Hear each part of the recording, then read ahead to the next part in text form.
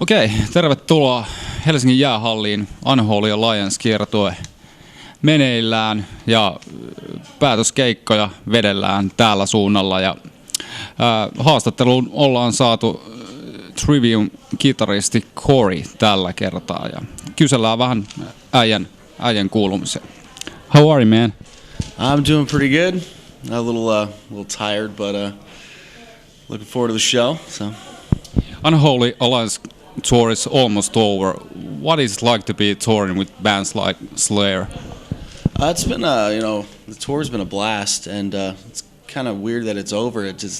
Time flew by pretty fast. So, we had a awesome time, and the show's been killer, and it's just it's never a bad thing when you get to play with one of your favorite bands. So, we really enjoyed ourselves, and hopefully, we gained some new fans from playing in front of a new audience. So it was all good for us. Have you been hanging out with Kerry King? Yeah. Me and some of the guys from like Mastodon and shit will go raid the room after they're done playing, and he's usually hanging out and playing video games and drinking and stuff. So I've hung out with him a few times, and he's really cool guy, and he hangs out and drinks and stuff. So had some fun times hanging out with him. All right, Slayer fans can be pretty nasty to the bands that are opening for them. Were you worried about that? We haven't had really any of that.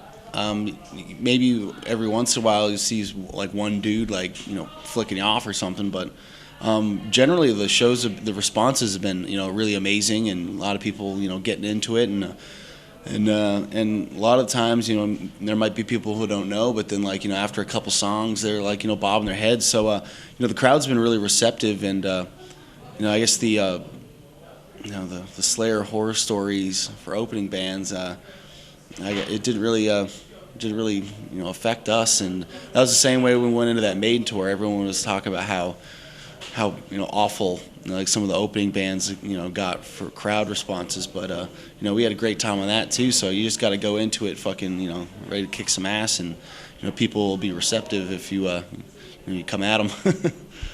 What advice would you give a young band that is looking to get signed? Just takes a lot of work to get noticed. Nowadays there's so many bands that you just got to stand out, and you got to have your shit together, look like a cohesive band, and definitely focus on songwriting and just trying to write the best songs you can, and write stuff that can draw people, make people take notice, and the stronger the song you have, the more you're going to stand out from all the other bands and stuff. So do that, and you just gotta work your ass off. So it takes a lot of work, but it's, if you really want it and you got something special, then eventually someone who's in the position to do something for your career will take notice. So it just takes a lot of work. So just don't get down if things don't pick up right away. You interviewed Kirk Hammett a couple of years ago, and you were on Bruce Dickinson's radio. So was that weird? It's pretty. It's like when you think back about it, you're like, dude, is those were those guys from bands that I grew up listening to. But I don't know. It's like once you get in the whole, I guess, scene, and you're around a lot of people and stuff, it's like it doesn't really kind of hit you at first. You're just kind of like, yeah, he's a cool, normal guy like everybody else. He's fun to hang out with and talk to, and I don't really kind of like, oh my God, it's Metallica. What do I say? I don't know. It's just be cool. You don't want to be that weird, freaky fan guy that makes everything awkward. You just kind of be cool, and they're just a normal person, just like everyone else. So it's kind of look at it like that, and I think back on it, it's pretty cool, having the chance to be able to meet people like that inspired you when you were younger, and just in your favorite bands and stuff. So it's pretty awesome to have the opportunity to be able to do stuff like that. So it's a lot of fun. Have you ever been starstruck? I think the only time I ever was kind of like, what the fuck do I say, was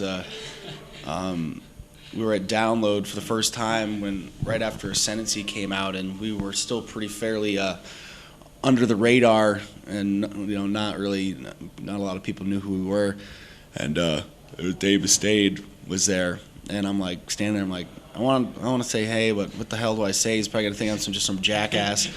And I've always heard stories that he could be, kind of not on the nice side from the stories I've heard. So I was kind of like, because if someone like that you really like ends up being a dick to you, it kind of ruins the whole, I guess, fan, side of it. So I was kind of worried, hoping that it'd be all cool. And I finally, went up and talked to him, asked for like a picture and stuff, and he was really nice to me, and he chatted with me. So I was like, cool. So that was, I was just worried about, getting some kind of a bad reaction, but he was really nice to me, and so I kept good memories. So it's that was the only time I was kind of lost for words.